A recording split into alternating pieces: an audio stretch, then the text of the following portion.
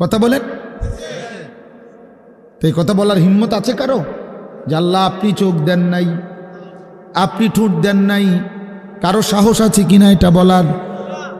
তাইলে আল্লাহই তো দিয়েছেন। আলাম নুসিহ জিসমাকা, হাদিসে আছে নবীজি বলেন আল্লাহ জিজ্ঞেস করবে হাসরের মাঠে, বান্দা বলো না আমি কি তোমার শরীরটা সুস্থ রাখি নাই? ওয়া নুরভিকা মিনাল মা, আমি কি প্রতিবার তৃষ্ণার্ত অবস্থায় তোমারে আমি আল্লাহ তো আমি কি পানি পান করাই নাই? আমি তো পানি পান করিয়েছিলাম, আমি তো তৃষ্ণা নিবারণ করেছিলাম, আমি তো ক্ষুধার চাহিদা পূরণ করেছিলাম, আমি তো কায়নাতের সূর্য চন্দ্র আলো বাতাস দিয়েছিলাম। ওয়াজআলনা নাওমাকুম সুবাতা, আল্লাহ বলে সারাদিনের ক্লান্তি দূর করার জন্য রাত্রি গভীরের ঘুম আমি আল্লাহই তো বানিয়েছি। ওয়াজআলনাল লাইলা লিবাসা, অন্ধকার কালো চাদর দিয়ে ঢেকে পৃথিবীটাকে অন্ধকারাচ্ছন্ন করে দিয়েছি আমি আল্লাহই তোমার ঘুমের উপযুক্ত পরিবেশের জন্যে। আবার দিনের বেলা আলোকিত করে দিয়েছি তোমার উপার্জনের সুবিধার জন্যে। রাতে তুমি ঘুমাইবার জন্য অন্ধকার করে দিয়েছি, দিনে তুমি রোজগার করবা এই জন্য আলোকিত করে দিয়েছি। সুবহানাল্লাহ। ওয়াজআলনান নাহারা মাআশা, উপার্জনের জন্য দিন বানিয়েছি, ঘুমাইবার জন্য রাত বানিয়েছি। ওয়াজআলনা সিরাজাও ওয়াহাজা, একটা উজ্জ্বল সূর্য আমি আল্লাহই বানিয়েছি। ওয়ানজালনা মিনাল মুসিরাতি মাআন সাজ্জাজা, জমাট বাঁধা মেঘ থেকে আমি আল্লাহ অঝোর ধারায় বৃষ্টি নামিয়েছি। এই জমিনটাকে সিক্ত নরম করেছি, ছোট্ট ছোট্ট ছিদ্র বানিয়েছি। তোমার অনাদরে ফেলে দেওয়া দানা আমি আল্লাহ কুদরতি স্বয়ংক্রিয় মেশিন দিয়ে আমি আল্লাহ জমিনের নিচে আমি নিয়ে এসেছি। কয়দিন পরে আবার আমি আল্লাহ সেই ছোট্ট দানা থেকে নতুন গাছ বের করে দিয়েছি। লিনুখরিজা বিহি হাব্বান ওয়া নাবাতা, তাহলে রিজিকের ব্যবস্থা আমি করলাম, ঘুমের ব্যবস্থা আমি করলাম, উপার্জনের পরিবেশ আমি করে দিলাম, শরীর স্বাস্থ্য জীবন যৌবন আমি দিলাম। আমি কেন সেজদা পেলাম না? আল্লাহ যদি বলে বান্দা আমি কি অপরাধ করলাম, আমি তোমার এত কিছু দিয়ে আমি কি অন্যায়টা করলাম যেই অপরাধের কারণে তুমি আমারে সেজদা দিলা না? কি বলবা যুবক? নাফরমান যুবক কি বলবা? অসভ্য যুবক যে নামাজ পড়ো না, হায়ওয়ান তুমি কি বলবা? তুমি মানুষ না জানোয়ার? বেনামাজি তুই মানুষ না জানোয়ার? বল, মানুষ না জানোয়ার বল বেটা। অনেক বেহায়া এখনো হাসে এইখানে, এত বড় অসভ্য বেহায়া, এই বেহায়া এখনো হাসে। চিন্তা করছো নি? হ্যাঁ, এত বড়, এত নির্লজ্জ, এত বড় অসভ্য যে এখনো হাসে। অর্থ হইল আমারই কয়, বুঝেন নাই? বুঝতেছে সে আমারই কয়। আহ আহ, আমার মনে হয় কুকুর রে কইলে কুকুর মাথা নামাইলে লইল। আহা, আমাদের সন্তানদের হালাত কত নাজুক চিন্তা করে দেখে। মুসলিম সমাজে বসবাস করে, বাপ মুসলমান, মা মুসলমান, চারিদিকে মসজিদ, চারিদিকে মাদ্রাসা, কত দাড়িওয়ালা, টুপিওয়ালা, পাঞ্জাবিওয়ালা। প্রতিদিন মসজিদের মিনারা থেকে উচ্চ কণ্ঠে মাইকের হর্ন দিয়ে আজান হইতেছে। এত বেশি মাইক হর্ন মসজিদ মাদ্রাসার পরিবেশের মাঝখানে থাইকাও এটা কত বড় গাদ্দার, কত বড় গাদ্দারা নাফরমান। এত সুন্দর চারদিকে মসজিদ মাদ্রাসা, আলেম ওলামা, দাড়ি টুপি, মাদ্রাসার পরিবেশের ভেতরে থাইকাও জানোয়ারে একটা সেজদা দেয় না। কত বড় নিকৃষ্ট জানোয়ার, চিন্তা করছে। এই বাপ, এমন সন্তান পাইলা কবরে যাই আফসুস ছাড়া আর কিচ্ছু মিলবে না। আজকে যদি এই আফ্রিকার জঙ্গলে থাকতো তাহলে হয়তো যে বাবা এত বড় আফ্রিকার জঙ্গলে ছিলাম, যেখানে কোনো দিন কোনো আজান হয় নাই, যেখানে কোনো মসজিদ দেখি নাই, মাদ্রাসা দেখি নাই, আল্লাহ চিনব কোত্থেকে? আমি তো আফ্রিকার জঙ্গলের ভিতরে থাকতাম। বলেন, একটা ছেলে বলেন, এই ছেলেগুলো বেনামাজি যে ছেলেগুলো, এদেরকে জিজ্ঞাসা করেন যে বাবা তুই কি আল্লাহ চিনলি না, না রাসূল চিনলি না?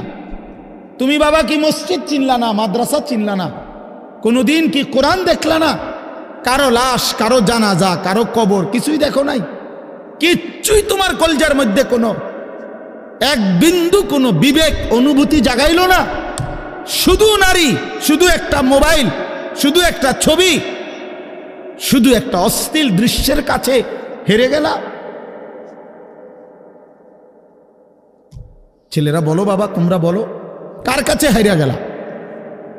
কেমনে হাইরা গেলা তুমি? তোমার বাপ মুসলমান, মা মুসলমান, তোমার ঘর মুসলমান, তোমার দাদা দাদি, নানা নানি, চাচা মামা, ফুফা খালু সব মুসলমান। তোমার এলাকার চারদিকে আজান হয়, তোমার মহল্লার প্রত্যেক গলিতে গলিতে মাদ্রাসা আছে, কোরআনের ঘর আছে, তোমারই কোনো না কোনো চাচাতো ভাই, মামাতো ভাই, ফুফাতো ভাই, আত্মীয় কেউ না কেউ হাফেজে কোরআন আছে, আছে না? তালেবে ইলম আছে, মাদ্রাসায় পড়ুয়া আছে। এত কিছু দেখার পরেও যার কলিজায় এক ওয়াক্ত নামাজ পড়তে মন চায় না, তার দিল পাথরের চাইতে শক্ত, তার দিল জন্তু জানোয়ারের দিলের চাইতে নিকৃষ্ট। কারণ এ বড় শক্ত হারামি, মনে রাখে, সে কিছুই মনে করে না আল্লাহকে, কিছুই মনে। এত মসজিদ মাদ্রাসা, এত নামাজ রোজার এত চিহ্ন দেখাও তে কয় যে আমি কিছুই বিশ্বাস করি না। আমি বিশ্বাস করি আমার জীবন হইল মোবাইল, আমার জীবন হইল নারী, আমার জীবনের অর্থ হইল ছবি, আমার জিন্দিগির মাকসাদ হইল উলঙ্গ ছবি দেখা, নর্তকী দেখা, জিনা ব্যভিচারের দৃশ্য দেখা, মদের আড্ডা, জুয়ার আড্ডা, নারীর আড্ডা, কোন অশ্লীল মেয়ের পিছনে জীবনটা শেষ করে দেওয়া, খালাস। আমি বুঝছি এটাই জীবন। কিসের মসজিদ, কিসের মাদ্রাসা, কিসের আল্লাহ, কিসের রাসূল, আমি এগুলা বুঝি না। এতটা উল্টে গেল কেন? এত বড় লানত হলো কেন? বলেন বাবা। অতএব আপনাদের কাছে অনুরোধ করলাম, আপনারা আপনাদের বিবেককে নিয়ে ভাবেন। তোমরা ছেলেরাও বাবা রাগ হইও না, বুঝতে শিখো বাবা। কে ফিরাবে তোমাদেরকে? কে ফিরাবে? কে ফিরাবে? কে ফিরাবে বাপ? তোমরা কি কোনোদিন মরবা না? আজ যদি মৃত্যু হয়, এই বেনামাজি জিন্দিগি নিয়ে কেমনে কবরে যাইবা? ঠিক বা কেমনে? এই নাফরমানের জিন্দিগি নিয়ে কেমনে টিকবা? এই জন্য আমরা প্রত্যেকেই প্রস্তুতি নেই। যদি ভাবতে শিখি, বুঝি, সামান্য অনুভূতি জাগে, তাহলে এই অনুভূতিটাকে কাজে লাগাবার, একটা জনের গুনাহ মাফ করে নতুন করে নিজেকে আল্লাহর ইবাদত, ঈমান, আমলের দ্বারা সজ্জিত করার একটা শ্রেষ্ঠতম সিজন, মৌসুম আসতেছে, সেটা হলো মাহে রমজান। মাহে রমজান বড় বেশি সুযোগ আসতেছে। আল্লাহ যদি দয়া করে হায়াত দেয়, তো পিছনের সব গুনাহ মাফ করিয়ে নতুন সাজে নিজেকে সজ্জিত করার, আখিরাতের রঙে রঙিন করার, জান্নাতের রঙে নিজেকে গড়ে তোলার এক শ্রেষ্ঠতম মাস মাহে রমজান। রমজান মানে অন্য কিছু, রমজান মানে ভিন্ন কিছু। রমজান মাসে মানে নিজেকে বদলানোর মাস, রমজান মানে নিজেকে পরিবর্তনের মাস, রমজান মানে নিজেকে আখিরাতের রঙে রঙিন করার মাস, রমজান মানে আল্লাহ তাআলার মহব্বতে, রাসূলুল্লাহ সাল্লাল্লাহু আলাইহি ওয়াসাল্লামের মহব্বতে ডুবে যাওয়ার মাস। এটা আমাদের সামনে। আল্লাহ আমাদের জন্য রমজানের হায়াত ভিক্ষা দান করেন। আল্লাহ যেন আমাদের সকলকে রমজান পর্যন্ত পৌঁছিয়ে দেন। এই আয়াত দেখেন, আল্লাহ তাআলা বলছেন, ইয়া আইয়ুহাল্লাযীনা আমানু, হে ঈমানদারগণ, কুতিবা আলাইকুমুস সিয়াম, তোমাদের উপরে রোজা ফরজ করা হলো, কামা কুতিবা আলাল্লাযীনা মিন ক্বাবলিকুম, যেমনটা ফরজ করা হয়েছিল তোমাদের পূর্ববর্তীগণের উপর, মানে পূর্বের ঈমানদার উম্মতদের উপর। কেন ফরজ করা হলো রোজা? উদ্দেশ্য কি আমি আল্লাহর? লাআল্লাকুম তাত্তাকুন, যেন তোমরা মুত্তাকি হতে পারো, মুত্তাকি হইতে পারো, আল্লাহ ভীরু হইতে পারো। আর মুত্তাকি হলে কি লাভ হবে? উইদ্দাত লিল মুত্তাকিন, আল্লাহ বলে জান্নাত বানানোই হয়েছে মুত্তাকিদের জন্য। মুত্তাকি হবে তো জান্নাতি হবে, জান্নাতি হবে। এই আয়াতটার অল্প একটু কথা, আমি এই আয়াতটাই পড়ছি সূরা বাকারার 183 নম্বর আয়াত, দ্বিতীয় পারা, দ্বিতীয় সূরা। এটার উপর আর একটু কথা বললে আমার কথা শেষ। আমরা আমাদের যদি পরিবর্তন চাই, পরিবর্তনের সুযোগ মাহে রমজান। আমরা যদি আখিরাত সাজাইতে চাই, আমাদের জন্য শ্রেষ্ঠ সুযোগ মাহে রমজান। আমরা যদি ঘুরে দাঁড়াইতে চাই, আমাদের জন্য শ্রেষ্ঠ সুযোগ মাহে রমজান। মাহে রমজান, আল্লাহ নাফরমানির এই জিন্দিগি আমি ছেড়ে দেব, আপনার রঙে রঙিন হব, তাইলে শ্রেষ্ঠতম সুযোগ মাহে রমজান। মাহে রমজানের মধ্যে অসম্ভব শক্তি আছে, মাহে রমজানের মধ্যে অসম্ভব পাওয়ার আছে। আল্লাহ বলছে, রমজানে বান্দা আইসো আমার কাছে, রাত দিন 24 ঘন্টা আমি আল্লাহ জাহান্নাম থেকে মুক্তি দিতে থাকবো। ওতাকাউ মিনান নার, জাহান্নাম থেকে মুক্তি দেব, সারা রাত মুক্তি দেব, সারা দিন মুক্তি দেব। রমজানের প্রতি ঘন্টা, প্রতি মিনিট, প্রতি সেকেন্ড হীরা মণি মুক্তা জহরতের চাইতেও কোটি গুণ বেশি দাম, কোটি গুণ বেশি দাম। আল্লাহ তাআলা সেই মহিমান্বিত রমজান আমাদের সামনে আনতেছেন। আর মাত্র 18-19 দিনও বাকি নাই। এই অল্প কয়টা দিন বাবা, আমাদের উচিত রমজানের জন্য অধীর আগ্রহে মহব্বতের সাথে আল্লাহর কাছে হায়াত ভিক্ষা চাওয়া, যে আল্লাহ এত কাছে আইনা মৃত্যু দিয়েন না, কবরে নিয়েন না, আর কয়টা দিন হায়াত দেন, রমজান পর্যন্ত পৌঁছিয়ে দেন। আল্লাহুম্মা বারিক লানা ফি রাজাব ওয়া শাবান ওয়া বাল্লিগনা রমাদান। আল্লাহ তাআলা বলেন, ইয়া আইয়ুহাল্লাযীনা আমানু। দেখেন, এই একটি আয়াতে আল্লাহ 4টা কথা বলছে। একটা হলো হে ঈমানদারগণ, 2 নাম্বার হলো তোমাদের উপরে রোজা ফরজ করা হলো, 3 নাম্বার হলো যেমনটা ফরজ করা হয়েছিল পূর্ববর্তীদের উপরে, 4 নাম্বার হলো যেন তোমরা মুত্তাকি হতে পারো। কয়টা কথা হলো? এই 4টা কথার আমি 4টা আলগা সংক্ষিপ্ত একটু ব্যাখ্যা বলি। 1 নাম্বার হলো হে ঈমানদারগণ, এটা আল্লাহ আমাদেরকে ডাক দিয়েছেন। তাফসীরের মধ্যে আছে আদম আলাইহিস সালাম থেকে নিয়ে আমাদের নবী পর্যন্ত, ইতিপূর্বে আমাদের নবীর আগে যত নবী পৃথিবীতে আল্লাহ পাঠাইছেন, ওই নবীদের উপরে যারা ঈমান আনছিল ওই নবীদের আমলে, তাদের কাউকে কোনোদিন আল্লাহ তাআলা এই শব্দ দিয়ে হে ঈমানদারগণ, ইয়া আইয়ুহাল্লাযীনা আমানু বলে ডাক দেন নাই। আগে সর্বপ্রথম আমাদের নবী, আখিরি নবী, আল্লাহর বন্ধু, আমাদের নবীর ভালোবাসায় আল্লাহ তাআলা বলছে, বন্ধু, বিগত কোন নবীর ঈমানদার উম্মতকে আমি যেই শব্দে ডাকি নাই, এই প্রথম আপনার ভালোবাসায় আপনার ঈমানদার উম্মতকে আমি ইয়া আইয়ুহাল্লাযীনা আমানু এই নতুন শব্দে ডাক দিলাম। হে ঈমানদারগণ, হে ঈমানদার, তোমরা আমার। তাফসীর ইবনে কাসিরের মধ্যে আছে, যে ঈমানদার সে আল্লাহর বন্ধু, যে মুমিন সে কার বন্ধু? আল্লাহর বন্ধু। আল্লাহর বন্ধু, মুমিনের বন্ধু আল্লাহ, আল্লাহর বন্ধু মুমিন,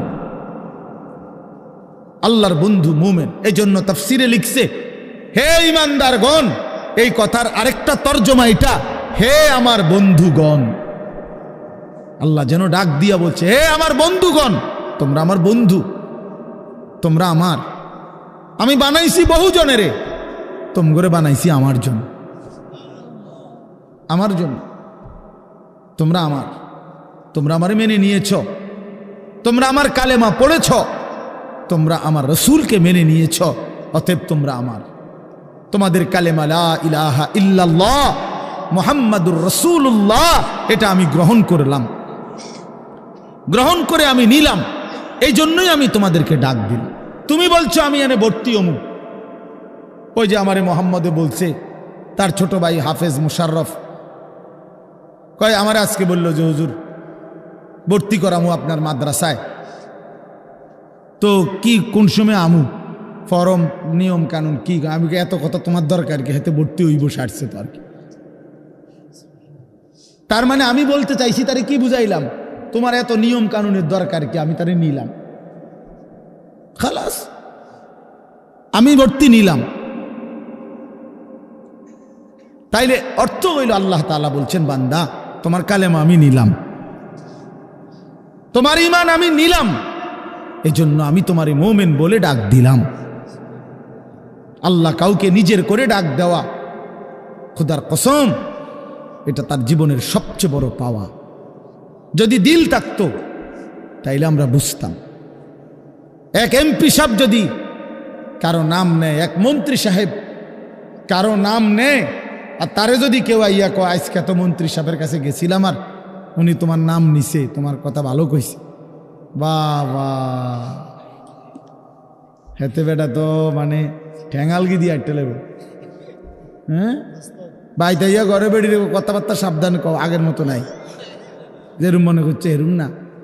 কি কিছে মন্ত্রী সাহেব আজকেও আমার নাম লইছে, জিঙ্গাও, মানে সে এটাকে খুব গৌরবের মনে করবে, ঠিকই না বলেন না কেন?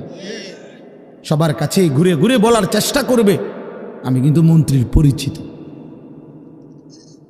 হাদিসের মধ্যে আছে এক সাহাবী উবাই ইবনে কাব রাদিয়াল্লাহু তাআলা আনহু, সাহাবীদের মধ্যে নবীজির সবচেয়ে সুন্দর কোরআন শরীফ পড়তেন যিনি, ওনার নাম হলো উবাই ইবনে কাব।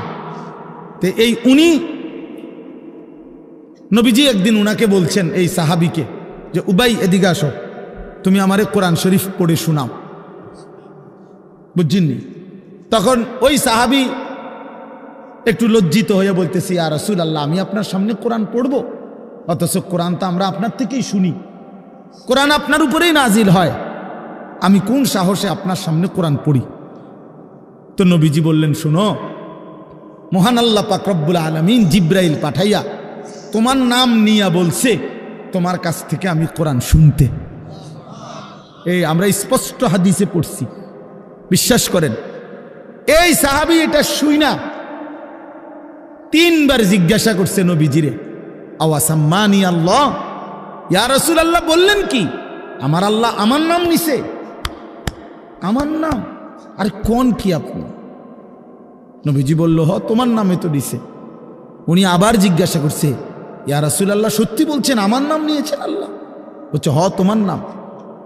আবার জিজ্ঞাসা করছেন, হাদিসের স্পষ্ট শব্দ আছে ফাবাকা, 3 বারের পরে এই সাহাবী খুশিতে আনন্দে চিৎকার করে কাঁদতে শুরু করছে আর বলতেছি ইয়া রাসূলুল্লাহ এক গোলামের কি পরিমাণ সৌভাগ্য, তার মুনিব তার নাম নিয়েছে। তা আমরা আমাদের কালেমার কি পরিমাণ সৌভাগ্য, আমরা একবার বলেছি কালেমা, আল্লাহ আমাদেরকে ডাক দিছে ইয়া আইয়ুহাল্লাযীনা আমানু, হে আমার কালেমা ওয়ালারা তোমরা আমার, তোমরা আমার, আমি তোমাদের ঈমান নিলাম, আমি তোমাদেরকে ডাক দিলাম। এক মুমিনের কি পরিমাণ খুশি হওয়া উচিত আপনি শুনেন। 29 নম্বর পারায় একটা সূরা আছে, সূরায়ে মুরসালাত, এই যে এর আগে একটা সূরা আছে সূরায়ে দাহর, কোরআনুল কারীমের 76 নম্বর সূরা, 2 পৃষ্ঠাওয়ালা ছোট সূরা। এই সূরাটার মধ্যে জান্নাতের বর্ণনা সবচেয়ে সুন্দর, মানে জান্নাতের বর্ণনা হৃদয় কারা এই সূরাতে আছে। এই সূরাটা যেদিন নবীজির উপরে নাজিল হয়েছে সেদিন নবীজির সামনে একজন কালো রঙের সাহাবী বসা ছিলেন, ওয়া ইনদাহু রাজুলুন আসওয়াদ, কালো একজন